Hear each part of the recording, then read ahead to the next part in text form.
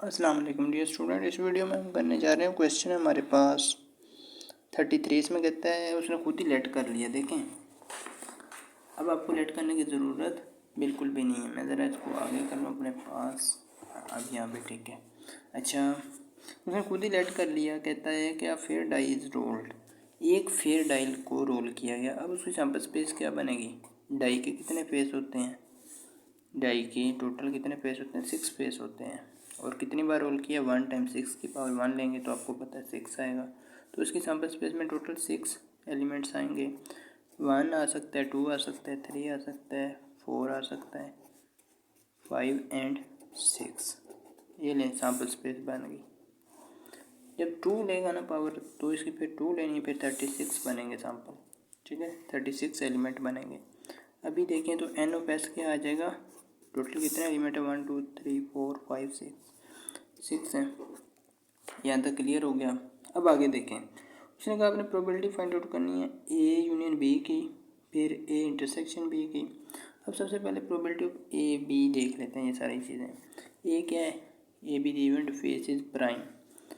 ये एक ऐसा इवेंट है जिसमें प्राइम नंबर्स आएंगे। प्राइम नंबर कौन से होते हैं? जो अपने आप पे डिवाइड होते हैं और 1 पे कम्प्लीटली डिवाइड होते हैं। उनमें 2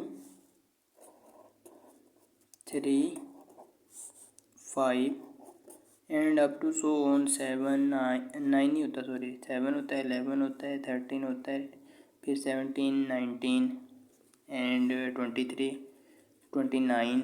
ठीक है, इनको प्राइम नंबर्स बोलते हैं। अभी हमने 6 तक ही जाना है तो 6 तक हमारे पास यही 3 प्राइम नंबर हैं। अच्छा, इसी तरह बी इवेंट देख लेते हैं। इसमें टोटल कितने हो गए जी?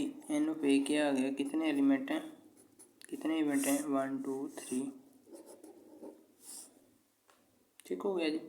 अब इसी तरह बी देख लेते हैं। बी में कौन कौन से हैं? Let B be the event that faces even. Even इसमें देखें कौन से है? 2 है, 4 है, 6 है।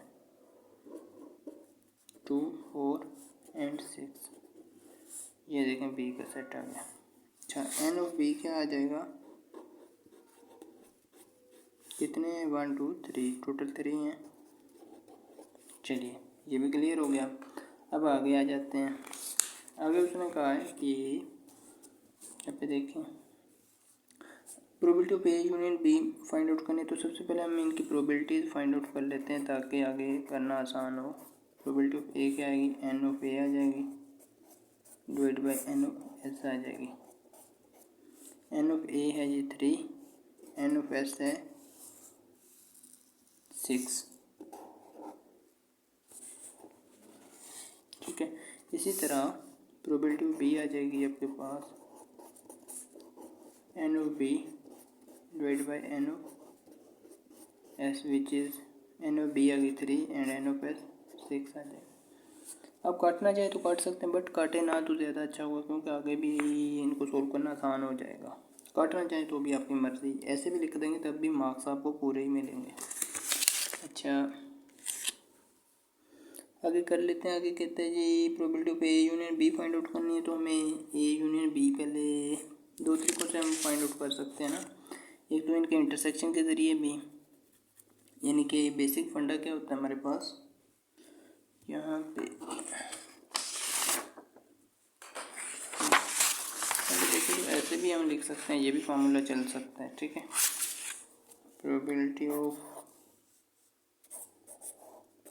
ए यूनियन बी हो जाएगी आपके पास probability of A plus probability of B plus probability of A intersection B. ये इसमें से आपने माइनस करनी होती, प्लस नहीं। अच्छा, ये भी कर सकते हैं। दूसरा आपको इसके लिए देखें आप डायरेक्ट भी फाइंड आउट कर सकते हैं। इनमें देखिए कॉमन देख लें, कॉमन कौन कौन से हैं वो भी हमारे आगे काम आएंगे।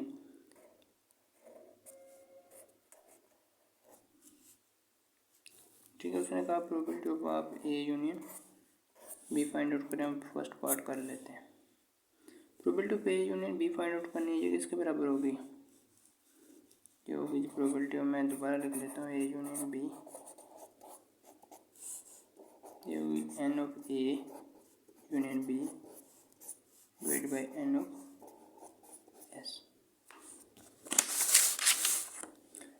करके देख लेते हैं। अब ए यूनियन बी देख लेते हैं आता क्या है, इसमें कौन कौन से एलिमेंट आते हैं। ए और बी को इकट्ठा करना है। ए में है ये आपके 2 3 5 एंड बी में है 2 4 6। इनको इकट्ठा करेंगे, देखो ये आ जाएगा 2 आ जाएगा, 3 आ जाएगा, ये 4 भी आ जाएगा, ये 5 एंड 6।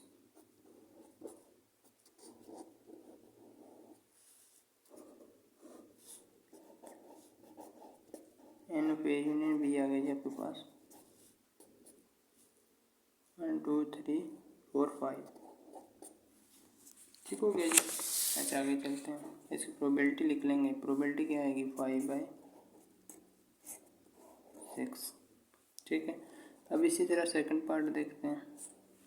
सेकंड पार्ट में कहते हैं जी आपने फाइंड आउट करना है probability of A intersection B.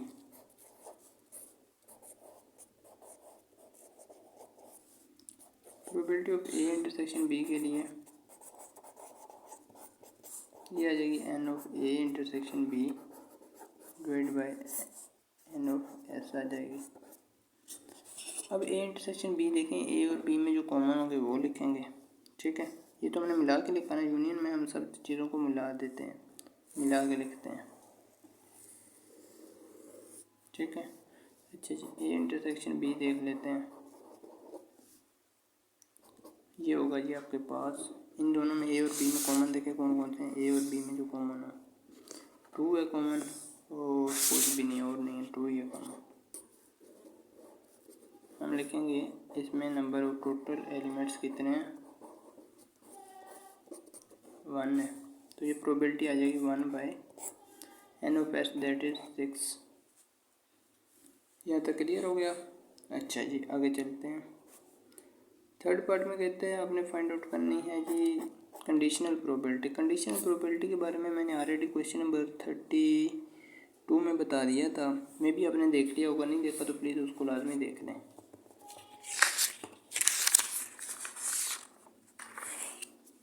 ये देखें थर्ड वाला part, probability of A when B occurs. इसके मैंने बताया था आपको, जो बाद वाला वो नीचे आना होता है। ए इंटरसेक्शन बी लिखना है आपने, divide by n of B आ जाएगा। ठीक है, अच्छा इसी तरह अगर probability of B of A हो ना, फिर नीचे ए आ जाना है, बाकी ऊपर वाला फंडा जो है वो सेम रहना है। ठीक है, अच्छा एन ऑफ बी यहाँ पे कर लूँ, इसको मैं यहाँ पे कर लेता हूँ। N of A intersection B के लिए आई थी आपकी प्रोबेबिलिटी क्या आई थी, इसमें आया था टोटल, ये N of A intersection B आया था 1 करेंगे। एन ऑफ बी देखेंगे कितना आया था,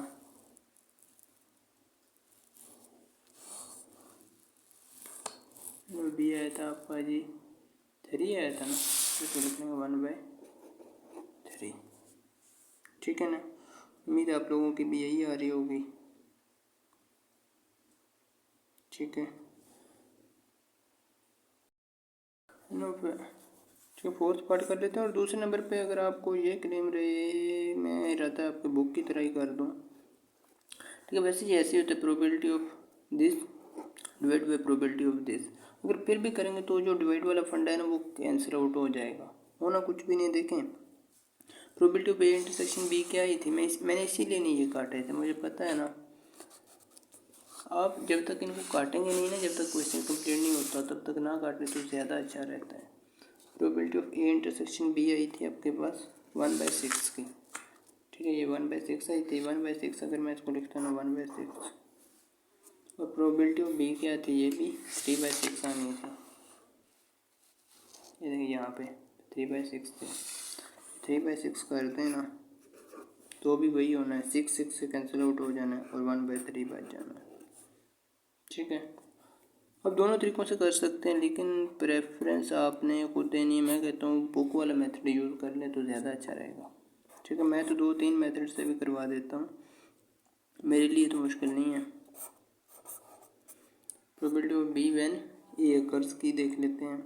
ये भी ऐसी आएगी, ये आएगी probability of A intersection B divide by probability of A. ठीक है, जो बाद वाले वो डिवाइड करना है प्रोबेबिलिटी ऑफ ए। अब इंटरसेक्शन में देखिए क्या आई थी, 1/6 आई थी, यहाँ पे ही आएगी 1/6 ऊपर लिखेंगे, नीचे लिखेंगे probability of A. Probability of A आई है आपकी 3/6, तो ये आ जाएगी 3/6। ये 6 से कैंसिल आउट हो जाएगा और ये 1/3 बच जाएगा। उम्मीद आप लोगों की भी यही आ रही होगी। अब इसका सेकंड पार्ट कर लेता हूँ मैं नेक्स्ट पेज पर। ठीक है, यहाँ पे कर लेते हैं। नेक्स्ट पार्ट है इसका फिफ्थ पार्ट। फिफ्थ पार्ट में कहते हैं कि आपने फाइंड आउट करनी है probability of A when B complement occurs. Probability of A when B complement occurs.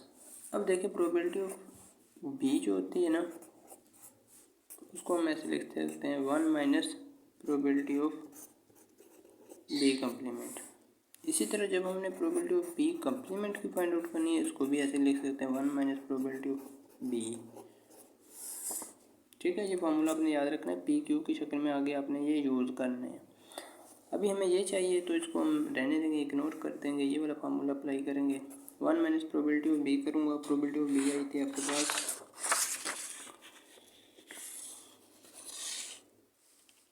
1 minus 3/6 करूँगा ये।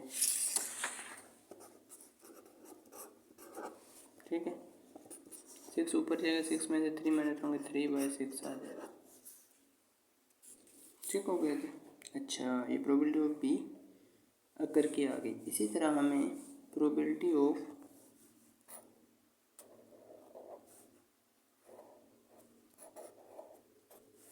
ए इंटरसेक्शन बी कंप्लीमेंट, इसकी भी फाइंड आउट करनी पड़ेगी। अब इसकी फाइंड करने का आपने पहले भी फार्मूला यूज़ किया होगा। एक तो तरीका ये है कि आप डायरेक्ट ना इसका बी कंप्लीमेंट, इनके जो बी में आए थे उनके अलावा वाले एलिमेंट्स लिखेंगे ना, बी कंप्लीमेंट वाले। बी में कौन कौन से एलिमेंट आए थे, बी में उसने कहा था आपने रखने हैं, मैं इसको ना आपको इसका दूसरा तरीका भी दिखाता हूँ। ये इवन नंबर रखे थे ना, आप इसके मुखालिफ रख सकते हैं ओड नंबर। बी कंप्लीमेंट है ना, बी का उलट है, 3 5 आ जाएगा। ठीक है, ये आ गए। और इसकी प्रोबेबिलिटी आप फाइंड आउट करेंगे तब भी ये 3/6 ही आएगी। ठीक है, और इसका अगर आप इंटरसेक्शन ए से करेंगे तब भी वही रहेगा।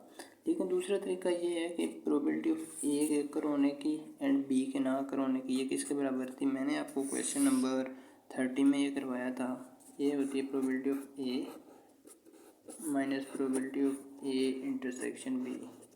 ये फार्मूला मैंने उस वक्त भी आपको कहा था कि ये आपके लिए नया होगा, लेकिन आपने इसको प्रिपेयर रखना है। ठीक है, अच्छा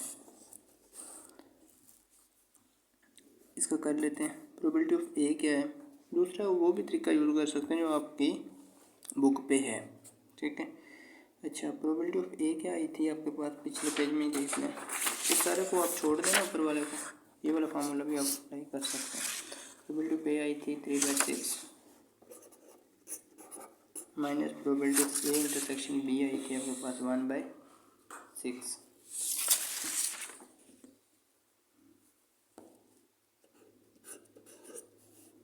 तो ये आ जाएगी 3 में से 1 माइनस होगा 2/6 आ जाएगी।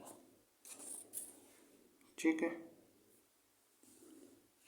3 में से 1 माइनस होगा एंड 2/6 आ जाएगी। अच्छा, हमें फाइंड आउट करनी है probability of this, conditional probability find out करनी है। ये किसके बराबर होगी, ये होगी आपको पता है probability of this A intersection B not, या बी कंप्लीमेंट भी कह सकते हैं, divide by probability of B complement. अब ये आपके पास आ गई है 2/6।